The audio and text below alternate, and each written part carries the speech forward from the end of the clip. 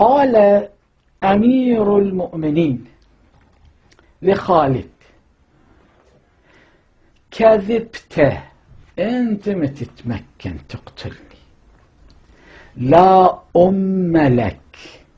لا أم لك يعني ما عندك تربية، ما عندك تربية. من يفعله، فرد واحد اللي يقتلني أضيق حلقة است منك. الإست في اللغة العربية الفصحى يعني الطيس.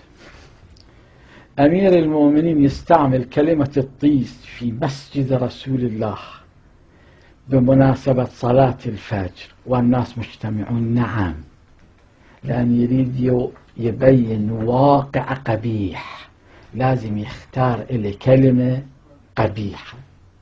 وتفصيل الجملة هكذا: أمير المؤمنين يريد يقول لي يا منيوك، ابن ملجم اللي يقتلني هم منيوك مثلك، أما المرات اللي الناس كانوا ينيتشوا بيها كانت أقل بالنسبة إليك.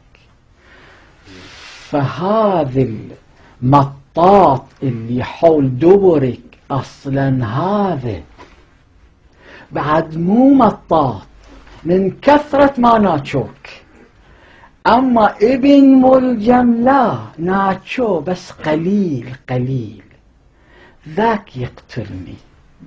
أما أنت لا، أنت ما تتمكن، أنت روح شوف علاج لطيزك حتى لا تضرط ضرطة منكرة في مجلس رسول الله.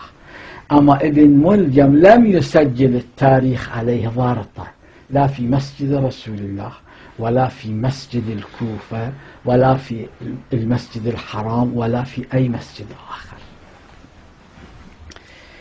فقال أمير المؤمنين لخالد: كذبت، لا أم لك، من يفعله أضيق حلقة است منه.